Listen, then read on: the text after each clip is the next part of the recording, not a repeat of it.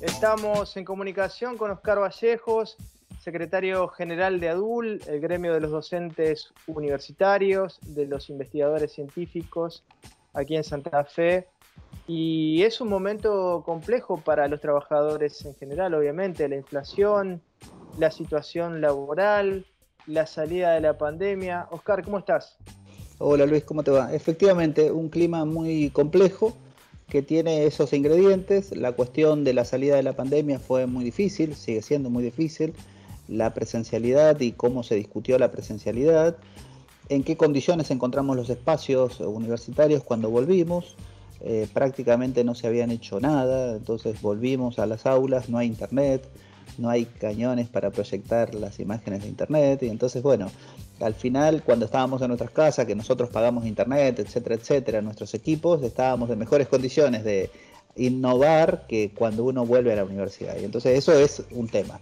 Y lo es en tanto y en cuanto el SIN, digamos, el Consejo de Rectores y la Secretaría de Políticas hablan de aulas híbridas, de una modalidad híbrida de enseñanza, que eso supone como mínimo que haya internet, digamos, ¿no? Claro. Y en la UNL eso no es así, al menos en la ciudad universitaria, por lo que nosotros conversamos tampoco es así en casi ninguna casa de estudios, en ninguna unidad académica, y entonces, bueno, ¿de qué hablamos cuando decimos que estamos en condiciones de tener un aula híbrida, ¿no? No se ha hecho el esfuerzo por parte del Estado en este tiempo de pandemia, que fueron 2 años, ¿no? Casi 2 años, de poner en condiciones la infraestructura necesaria para eso. Entonces, no está la infraestructura, no están los equipos y tampoco están los salarios. Entonces, ¿de qué hablamos cuando queremos decir vamos a mejorar la educación en un sentido de avanzar hacia una innovación tecnológica, ¿no? Ese entonces es uno de los temas. El otro es el salarial específicamente. Nosotros no firmamos el acuerdo, nosotros digo como CONADO Histórica, ¿no? Sí, sí. En tanto y en cuanto a mí me toca ahora tener un doble rol de estar como secretario general de ADUL y como secretario adjunto de la CONADO Histórica. Entonces estamos trabajando siempre en esos dos planos, en el plano local y en el plano nacional. Y en el plano nacional se firmó un acuerdo paritario que la CONADO Histórica no firmó porque decíamos que era insuficiente, del 13% para poder poner al día los meses de enero, febrero y marzo. Se cobró un 13% y la inflación de esos 3 meses fue el 16,1%. Entonces ya quedamos 3% por debajo. Y después vino el mes de abril, que estamos en el 6% abajo. Entonces estamos en un 9-10% por debajo de la inflación con este acuerdo que se firmó en marzo, ¿no? Entonces la docencia está muy enojada, muy mal, digamos, en el sentido de que no puede ser que nuestros salarios estén tan por debajo de la inflación, y cuando escucha el gobierno nacional que dice de manera insistente los salarios no van a perder contra la inflación, ¿no? Entonces, de hecho, entonces cuando se llega a empatar, nosotros hemos venido perdiendo durante meses 10, 12, 15% por debajo de la inflación, y eso la verdad que no da para más. Sobre todo con el compromiso que nosotros hemos tenido estos 2 años de mantener la universidad en funcionamiento, y con el compromiso también de volver a las clases presenciales, aunque las condiciones infraestructurales no estuvieran dadas, ¿no? Entonces nosotros tenemos un gran compromiso por mantener la educación, la universidad y en definitiva por hacer nuestro trabajo, pero el Estado no acompaña en lo más mínimo, ni en la infraestructura ni en el salario. Y como comentábamos hoy a la mañana que nos juntamos a conversar con un grupo de docentes, nosotros tenemos los salarios más bajos, muy bajos, y cuando cobramos más porque somos con dedicación exclusiva y el máximo de antigüedad, como es mi caso, yo tengo más de 25 años, entonces cobro el 100%, 120% de más que el salario básico. Entonces, sí, cuando sí, cobramos eso, nos alcanza el impuesto a las ganancias y nos pega un sedazo y nos deja casi sin nada del aumento que vamos cobrando. Entonces te da una desazón, luchás por el aumento, pero después el Estado se queda con ese aumento porque te hace tributar un impuesto a las ganancias al salario, que es injusto, y entonces durante meses y meses cobramos lo mismo, ¿no? Entonces, y en un clima donde la inflación es muy alta, entonces se ajusta todo, pero el piso del impuesto a las ganancias no se ajusta, entonces rápidamente queda desactualizado eso, ¿no? Todos festejamos que el proyecto de Massa, cuando pusieron, digamos, maneras de actualizar y de subir el piso de impuesto a las ganancias, pero lo cierto es que ahora, en estos meses que vamos a estar un 20% de inflación, el impuesto a las ganancias no se actualizó, entonces nos captura casi todos los aumentos, ¿no? Entonces esa es una problemática muy difícil, y ni hablar que quienes tienen doble trabajo, trabajan en la universidad y trabajan en la provincia, algunos docentes han cobrado 0 pesos porque la universidad les descuenta de un solo saque toda la acumulación de impuestos a las ganancias, y entonces es realmente una situación muy desesperante, muy angustiante, quienes de la docencia que tributa y ve cómo su salario entonces pasa a engrosar las arcas del Estado en lugar de cobrarle impuestos a los que deben pagar impuestos, ¿no? Claro. Y entonces nosotros que tenemos sueldos magros terminamos tributando más de lo que tributan los que son ricos, digamos, ¿no?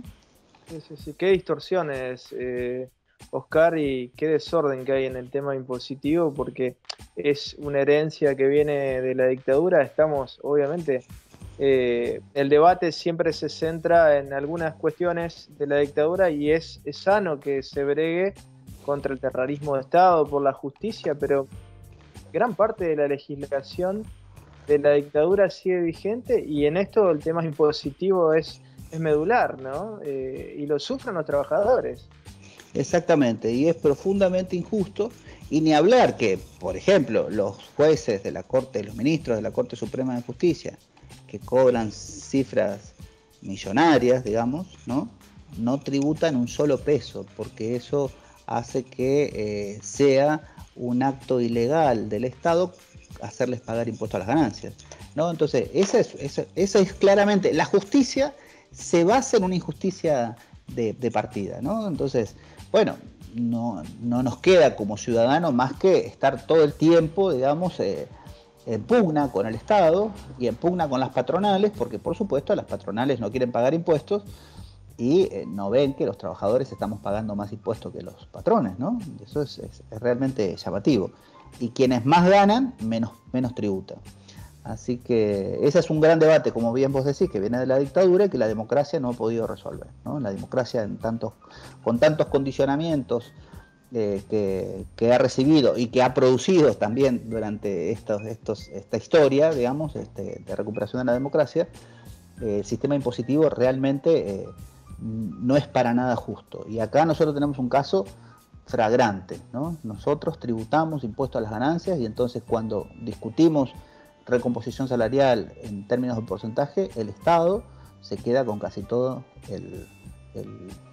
el aumento que hemos conseguido. Y entonces durante meses o incluso durante años, un año completo, cobramos lo mismo, ¿no? Claro, así que, claro. Oscar, entrando en el terreno político, obviamente sin salir de lo gremial, pero como trabajadores, ¿cómo están percibiendo este momento? Digamos, estamos viviendo este presente que estás describiendo, con penurias o con situaciones de injusticia para los trabajadores, pero también se está proyectando, por lo menos algunos se están proyectando en futuro, que puede llegar a tener sus coletazos en el sistema educativo universitario, ¿no? Sí, yo creo que nosotros tenemos que estar preocupados realmente, quienes trabajamos en la universidad y quienes estamos preocupados por la universidad, pero también por la educación pública en general, ¿no? En estos años de pandemia, este grupo de padres que se llama Padres Organizados, que es un grupo de padres de derecha, digamos, por eso muchos del PRO ahí camufladamente estaban interviniendo en esos grupos, ¿no? Me acuerdo de una pedagoga que es del PRO, radical PRO, digamos, se llama Mónica Marquina, ¿no? Que fue funcionaria durante el gobierno de Macri, que era una de las usinas intelectuales de Padres Organizados, ¿no? Lo veo ahora el ex ministro Finocchiaro, que es actual diputado, presentando un proyecto para defender la educación pública. O sea, son todas mentiras, digamos, para decirlo de manera rotunda. Discutiendo con unos colegas si se puede usar o no se puede usar el término mentira. Podemos decir, desde el punto de vista del discurso político, ¿qué sería mentira? Digamos, presentar un proyecto que es claramente contra la educación como si fuera de la educación, ¿no? Como si fuera a favor de la educación.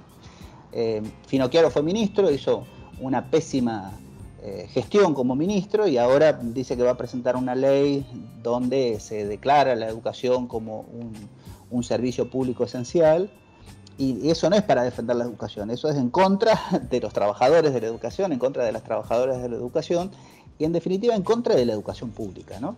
Y en el sentido de que la educación no es un servicio como lo es el servicio de salud, y eso no quiere decir que la educación no sea un bien público, digamos, ¿no? La educación claramente es un bien público, pero no es un servicio público.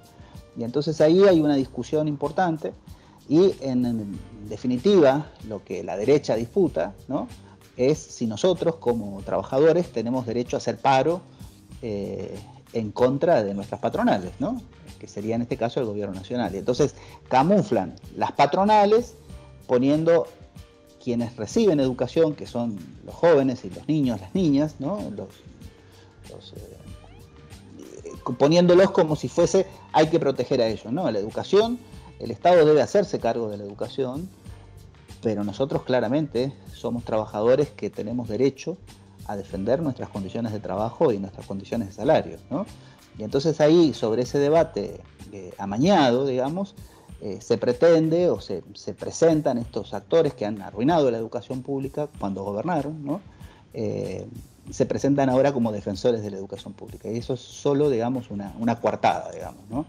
En definitiva, lo que está en juego es si quienes trabajamos y defendemos la educación pública tenemos además derecho a defendernos ante condiciones adversas a nuestro trabajo y al sostenimiento de nuestras vidas, en definitiva. Claro, claro. Eso por el lado de Juntos por el Cambio, ¿no? Pero también aparece Milei, quien no ha expresado claramente su posición sobre el tema educativo, pero sí muy cercano a Cavallo.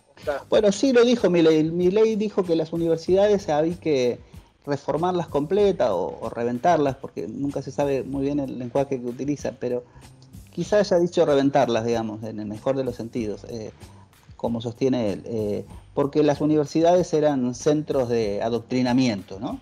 Y entonces también eso a mí me parece que es interesante. O sea que cuando aparece la derecha hablando de la universidad, o aparece, digamos, enunciando un proyecto que oculta sus verdaderos intereses, o diciendo descarnadamente que la educación crítica es el objetivo de cualquier, digamos, acción de la derecha, digamos. Lo que en realidad dice Milei es la universidad no debe tener como fin formar ciudadanos críticos, ¿no?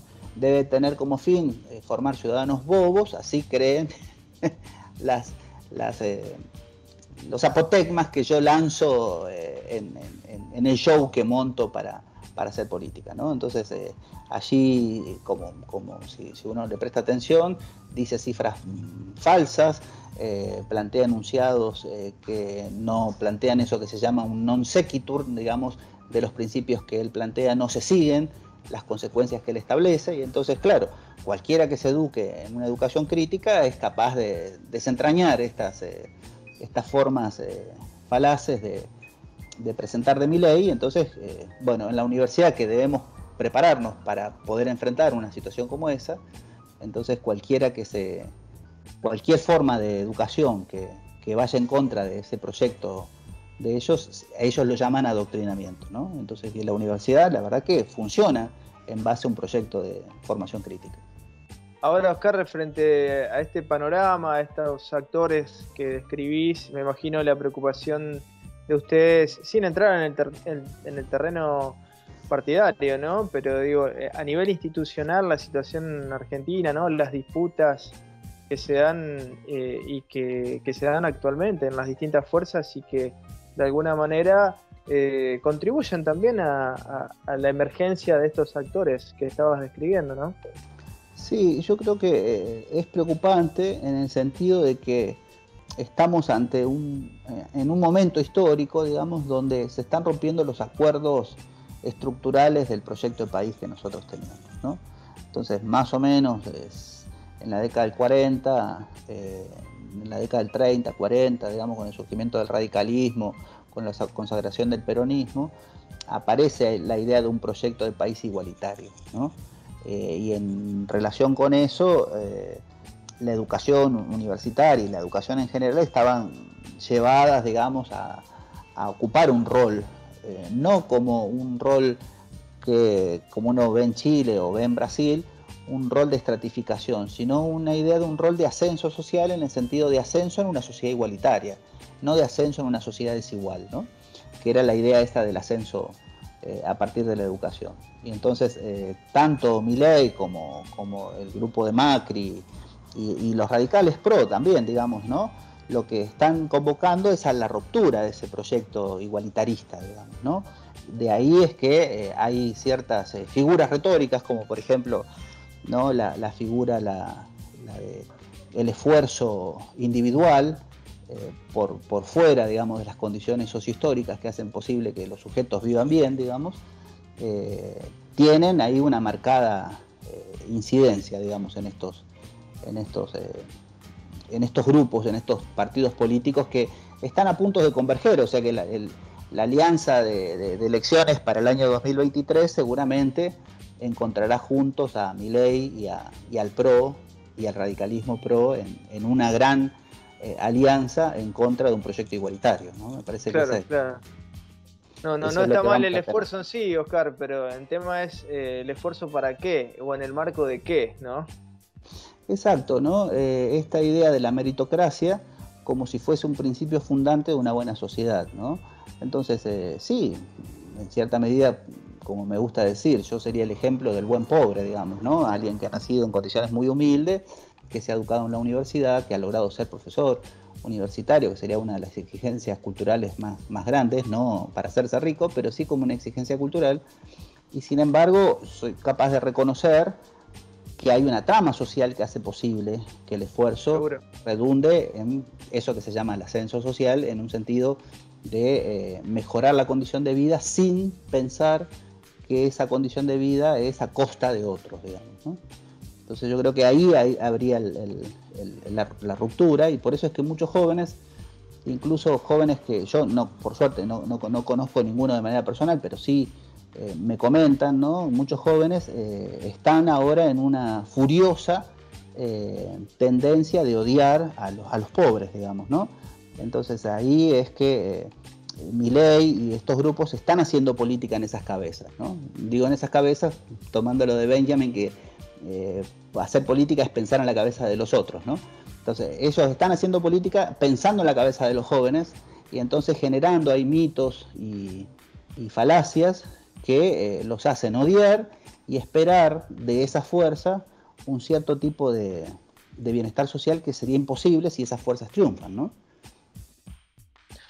Oscar Vallejos, gracias por estas reflexiones. A vos, Luis.